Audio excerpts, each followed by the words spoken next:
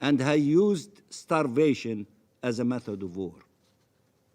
They have called on Israel not to use humanitarian aid as a bargaining chip. They spoke of a man-made disaster, meaning an Israeli occupation-made disaster. They have called repeatedly on Israel to stop its indiscriminate bombing and to spare civilian life to no avail. They have called repeatedly on Israel to give civilians safe haven. Instead, it attacked them even in hospital and UN shelters.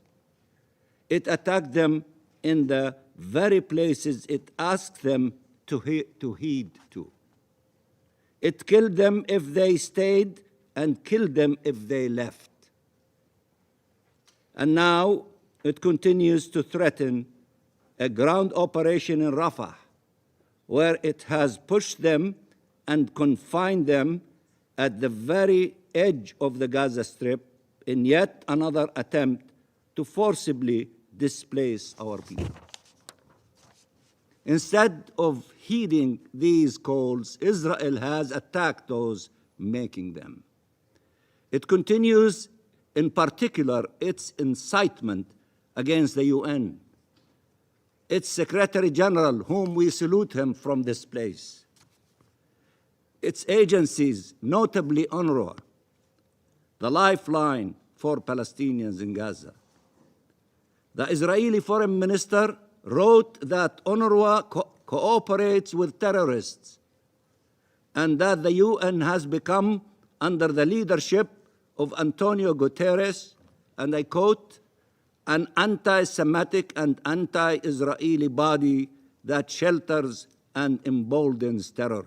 Defend the Secretary General and the UN. This outrageous incitement has real-life consequences for UN and humanitarian staff on the ground who are targets of attacks, who are killed, arrested, and tortured, who are humiliated and harassed.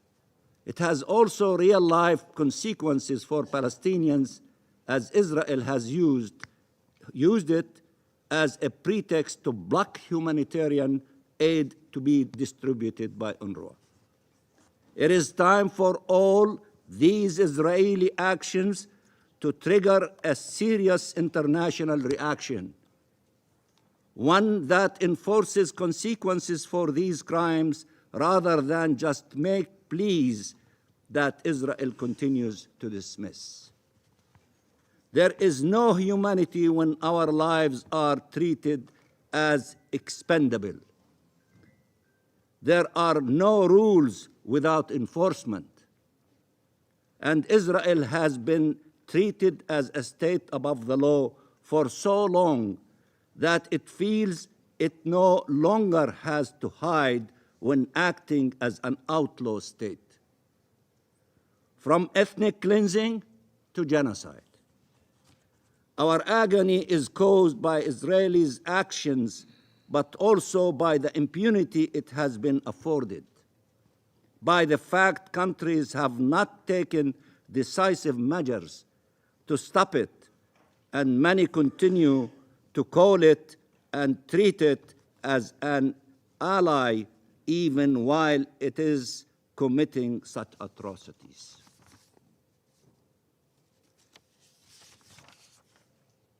Mr. President, we express our appreciation to the E10, all of you, for having put forward this resolution, and we welcome its adoption by the Council. We thank Algeria for representing us and all the Arab countries in this endeavor. We salute Arab unity in demanding immediate ceasefire and prevailed. This must be a turning point. This must lead to saving lives on the ground. This must signal the end of this assault of atrocities against our people. A nation is being murdered. A nation is being dispossessed. A nation is being displaced for decades now, but never at this scale since the Nakba.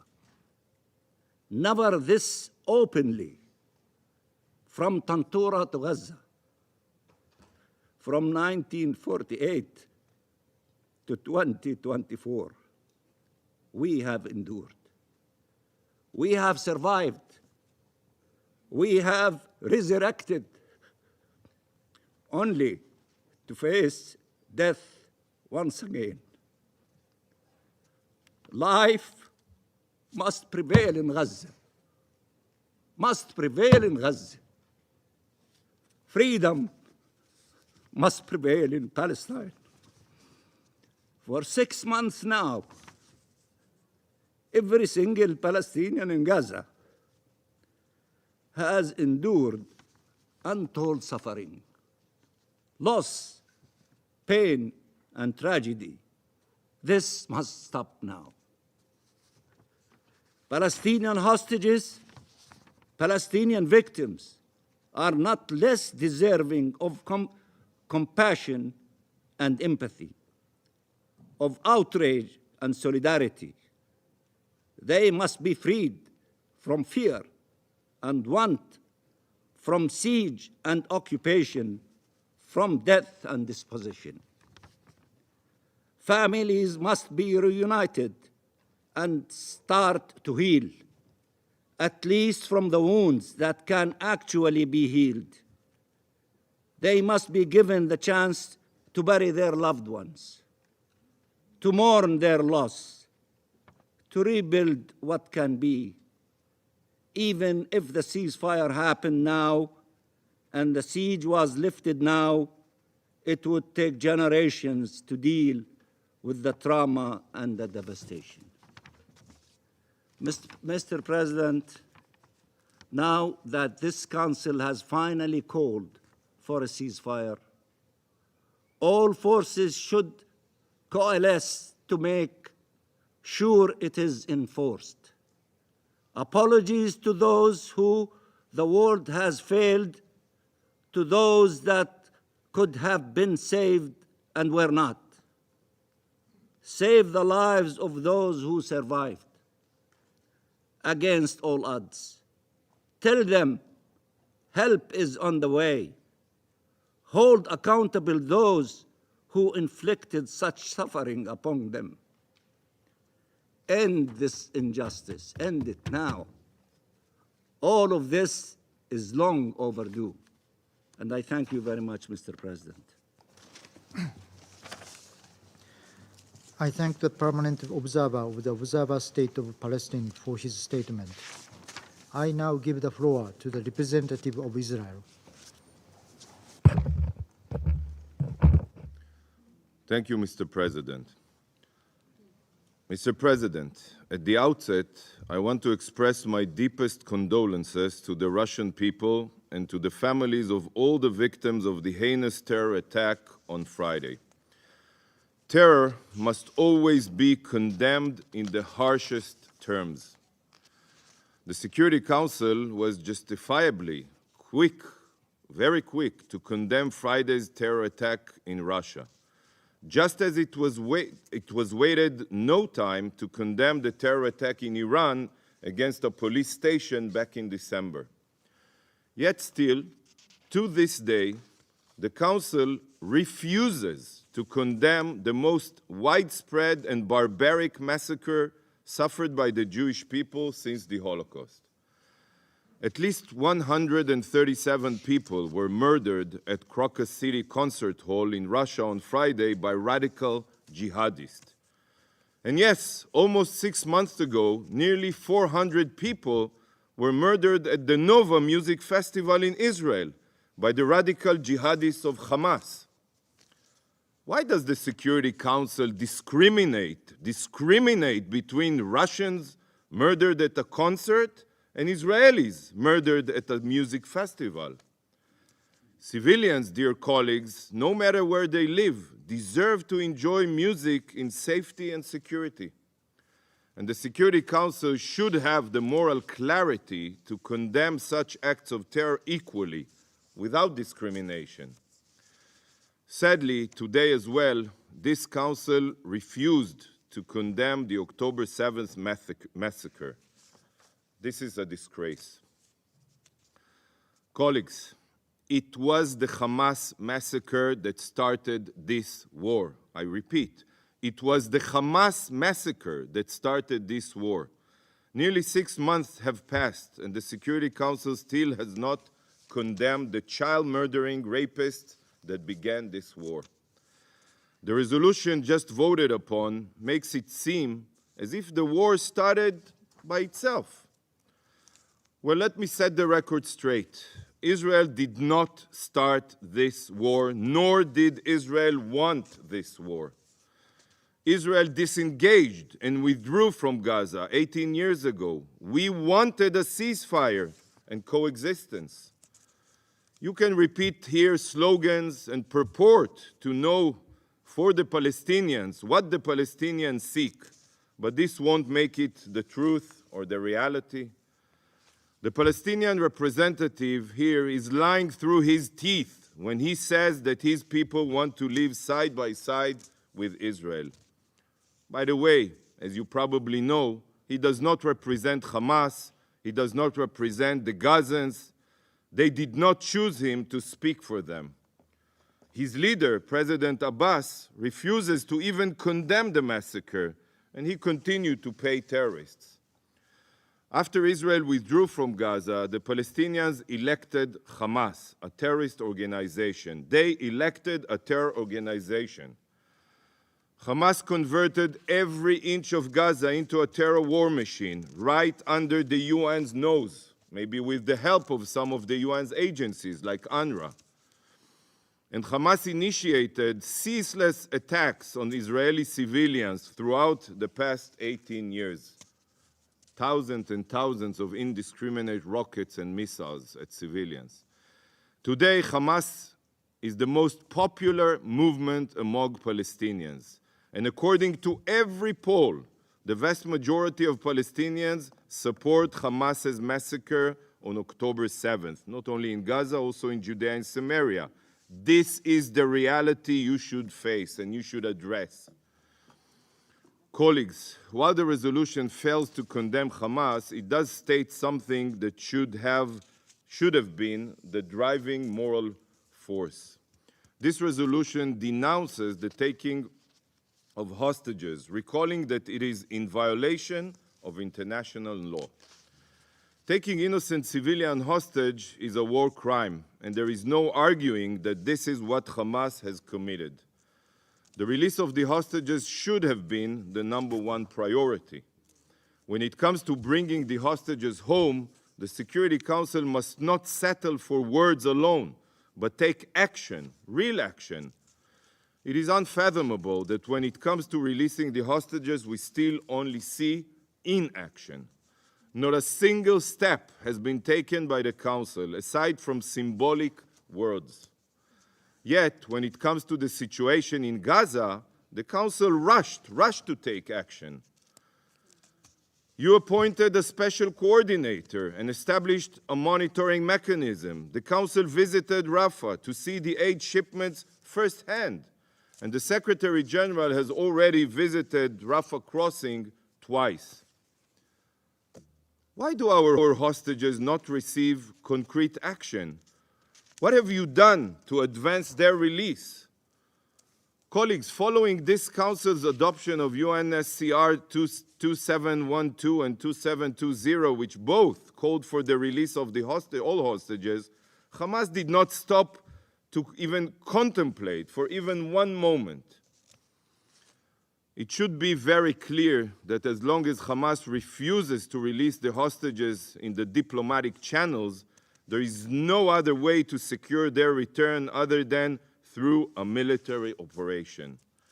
So on the one hand, the resolution says that taking civilian hostages is in violation of international law, yet, on the other hand, despite the fact that you know Hamas won't listen to your calls and release the hostages, you demand a ceasefire.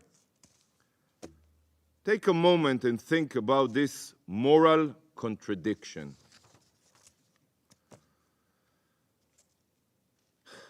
Your demand for a ceasefire without conditioning it on the release of the hostages not only is not helpful, but it undermines the efforts to secure their release. It is harmful to these efforts because it gives Hamas terrorists the hope to get a ceasefire without releasing the hostages. All members of the Council, all members, should have voted against this shameful resolution. Mr. President, where are these Council's actions? Why don't you designate Hamas as a terror organization? Even if there are Council members here who would prevent this due to their political alliances with Hamas leadership, where are the moral efforts to advance such a designation?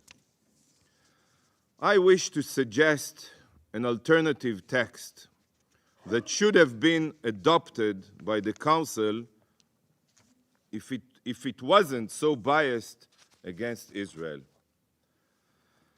The Security Council strongly condemns and deplores all abuses of human rights and, where applicable, violations of international humanitarian law by the terrorist group, including those involving violence against civilian populations, notably women and children, kidnapping, killing, hostage-taking, pillaging, rape, sexual slavery and other sexual violence, recruitment of children and destruction of civilian property. The Security Council demands that the terrorist group immediately and unequivocally cease all hostilities and all abuses of human rights and violations of international humanitarian law and disarm and demobilize. The Security Council demands the immediate and unconditional release of all those abducted who remain in captivity. The Security Council recognizes that some of such acts may amount to crimes against humanity. Well, colleagues, I did not draft this text. You know who did? This Council. This is the resolution adopted by the Council 10 years ago when Boko Haram kidnapped the schoolgirls in Nigeria. So I ask you again, why can this Council call on Boko Haram to lay down their arms, but the same cannot be demanded of the murderous Hamas terrorists? Is the life of little baby Kfir Bibas worth less than the life of a Nigerian child? Sadly, it's for the same reason why you can condemn terror attacks in Russia and Iran, but not in Israel. To this Council, Israeli blood is cheap. This is a travesty, and I'm disgusted. Thank you, Mr. President. I thank the representative of Israel for their statement. I now give the floor to the representative of Yemen. Thank you, Mr. President. It is my honor to deliver the statement on behalf of the Arab Group. At the outset, I would like to congratulate you and congratulate Japan on presiding over the Council for this month. I also thank you for holding this session.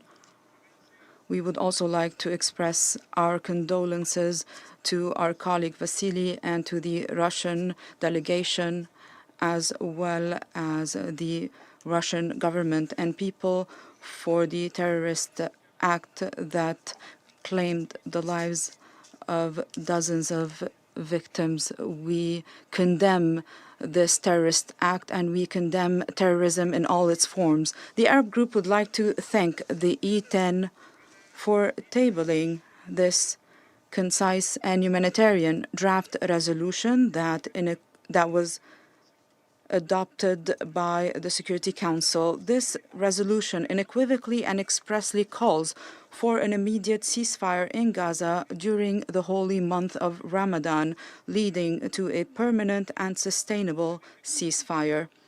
Given the urgency of this call from the Arab Group and the international community as a whole, especially in light of the dangerous and catastrophic deterioration of the humanitarian situation in Gaza, which can no longer be accepted or tolerated.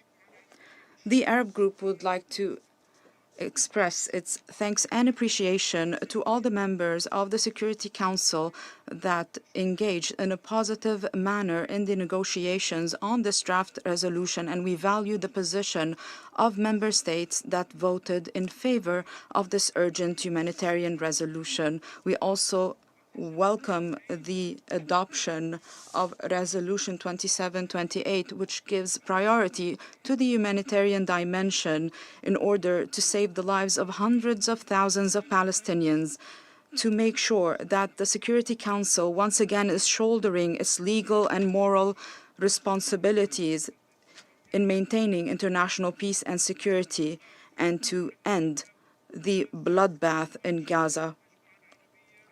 The Arab Group also reaffirms that we should consider this resolution as a first step leading to another binding resolution that stipulates the immediate ceasefire in the Gaza Strip in order to compel Israel to immediately and without any preconditions cease the war it has launched against the Gaza Strip. We also reaffirm that the efforts to reach an agreement on the exchange of prisoners and detainees and the ratification of a truce, this does not run counter to the call for an immediate ceasefire, as this call would contribute to facilitating and enhancing these efforts. Mr. President, this Council has been the hostage of political calculations and narrow interest that disregard the humanitarian and legal right to save lives, stem the bloodshed, and deliver urgent assistance to those in need without any obstacles. This lies at the heart of the responsibilities and functions of this Council. Adopting today's resolution comes as a response, albeit late, to the Palestinian victims and the calls of the international community for an immediate ceasefire in Gaza. We do hope that you will continue to work seriously and not just focus on a temporary ceasefire, but to work on reaching a comprehensive and final ceasefire to allow the delivery of all humanitarian assistance to Gaza without obstacles, to put an end to the crime of forceful displacement of Palestinians that seeks to uproot them from their lands. This resolution reaffirms that the Israeli occupation forces do not have free rein in perpetrating daily massacres against children and women, in preventing the delivery of humanitarian assistance, and in forcibly displacing Palestinians. The Arab Group calls for an immediate compliance with today's resolution, and we warn against the consequences of moving forward with the occupation's plans to launch a ground offensive against the city of Rafah, which is the last safe haven for over 1.5 million Palestinian displaced persons. This will cause an unacceptable humanitarian catastrophe. Furthermore, the Arab Group renews its position that rejects the policy of bias, cover-up, and protection for the plans of the Israeli occupation authorities at the expense of over 32,000 people who died and over 72,000 people who were injured, mostly women and children, in the Gaza Strip over the past 5 months of this brutal Israeli aggression. The Arab Group categorically rejects the double standards that is prolonging this conflict in light of the complete failure to implement any resolutions on Palestine over the past 75 years. We also call once again for the complete implementation of all relevant Security Council resolutions, including resolutions 2712 and 2720 of 2023. Mr. President, the Israeli occupation forces continue with their crimes and their aggression and genocidal war against civilians in the Gaza Strip since the 7th of October. They are targeting women and children. They've even added fuel to the fire by adopting the policy of starvation against the Palestinian people to add to Israel's crimes against humanity and its blatant violations. Therefore, the Arab group calls on this council to hold Israel accountable for its crimes and to impose strict sanctions on settlers in the occupied Palestinian territory, including in Jerusalem, those who are perpetrating acts of violence against the Palestinian people or those who are inciting violence. The Israeli occupation should also bear the consequences of this brutal aggression and the brutal massacres against the residents of Gaza. They should bear the responsibility of rebuilding what their monstrous military machine has destroyed. They should pay reparations to all victims that died as a result of this aggression. In conclusion, Mr. President, the Arab group reaffirms that it will continue with its efforts at all levels and in all fora to make sure that this council shoulders its responsibility to make sure that the provisions of this resolution